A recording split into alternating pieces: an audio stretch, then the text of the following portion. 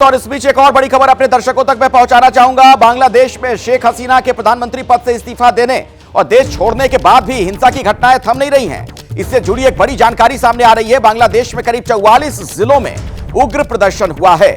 शेख हसीना के देश छोड़ने के बाद भी ये हमले जारी हैं। हसीना सरकार के 9 मंत्रियों, राज्य मंत्रियों के घरों पर हमले की सूचना मिल रही है और करीब 27 सांसदों के घरों में तोड़फोड़ की गई।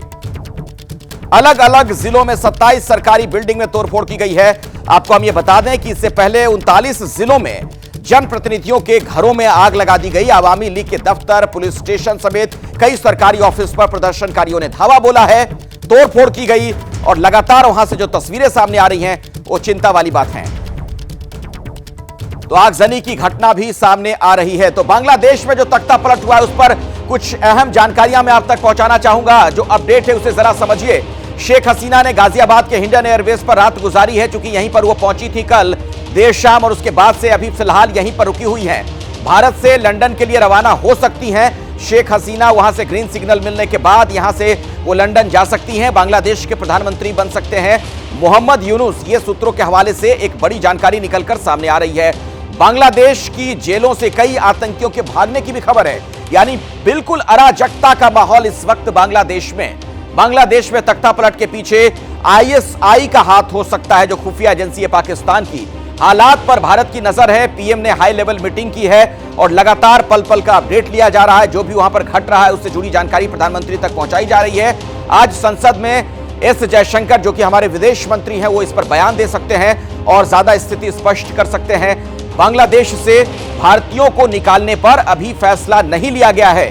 सूत्रों के हवाले से यह भी एक बड़ी जानकारी सामने आ रही है।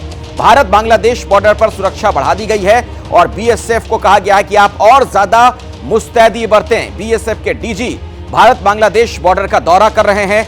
यानी आप देख रहे हैं तमाम लोग जो उससे जुड़े हुए हैं, सीमा पर जिनकी तैनाती है, उन्हें भी कहा गया है कि आप बिल्कुल अलर्ट रहें, सजग रहें। लेकिन बांग्लादेश की जो स्थिति है वाकई बहुत चिंता वाली बात है। मेरे साथ मेरे वरिष्ठ सहयोगी आशीष न्यूज रूम से जुड़े हुए हैं। आशीष, क्या जानकारी मिल पा रही है? बांग्लादेश में लग रहा है कि आने वाले कुछ दिनों में स्थिति सामान्य हो जाएगी? कि अभी कहना मुश्किल है, क्योंकि जो अभी लेटेस्ट अपडेट मुझे बांग्लादेश से मिला है अखिलेश, उसके मुताबिक ढाका में चीज़ों को खोल तो दिया गया है, इंस्टीट्यूशंस खोले तो गए हैं, लेकिन लोग एहतियातन घरों से बाहर नहीं निकले हैं। और उसकी बड़ी वजह यह है कि पूरी रात ढाका के बाहर जितने भी शहर हैं उसमें बहुत बड़ा उपद्रव हुआ है। करीबन 95 से लोग कह रहे हैं कि 130-135, अगर मैं उस फिगर पे ना भी जाऊं तो आधिकारिक तौर पर जो जानकारी दी गई है, पिछली रात ही करीबन 95 से 100 लोगों की मौत हो गई है। एक बड़ा डिस्टर्बिंग फैक्ट ये है कि जो क्राउड है वो दूसरे शहरों में ढूंढ कर आवामी लीग के लोगों को मार रहा है। और उसमें एक और अनफॉर्चुनेट सच्चाई ये है कि उसमें कुछ माइनॉरिटीज़ भी उसकी चपेट में आ जा रहे हैं, जिसको लेकर के इस बात का भी डर है कहीं ऐसा ना हो कि मेजॉरिटी वर्सेस माइनॉरिटी की स्थिति वहां पर आ जाए। और अगर ऐसा होता है तो इसका बहुत स्पिल ओवर इफेक्ट इंडिया को भी झेलना पड़ सकता है और बांग्लादेश तो जो बुरी हालत भुगतेगा वो तो भुगतेगा ही। तो इन चीज़ों को देखते हुए ये कहना अभी मुश्किल है। लेकिन हाँ, मैं ये भी आपको बता दूं कि भारत सरकार को अनऑफिशियली बांग्लादेश की आर्मी ने ये अश्योरेंस ज़रूर दिया है कि वो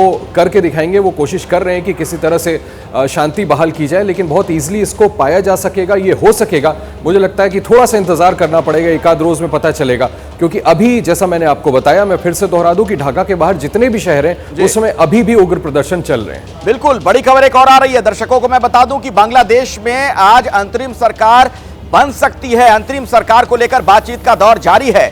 बताया यह जा रहा है कि नोबेल विजेता, जिन्हें नोबेल पुरस्कार मिला है, मोहम्मद यूनुस, उन्हें यह कमान सौंपी जा सकती है। सूत्रों के मुताबिक इस पर सहमति की खबर है। इस बीच बांग्लादेश की सेना की ओर से कहा गया कि आज दोपहर आंदोलनकारी छात्रों से बांग्लादेश आर्मी चीफ मिलेंगे।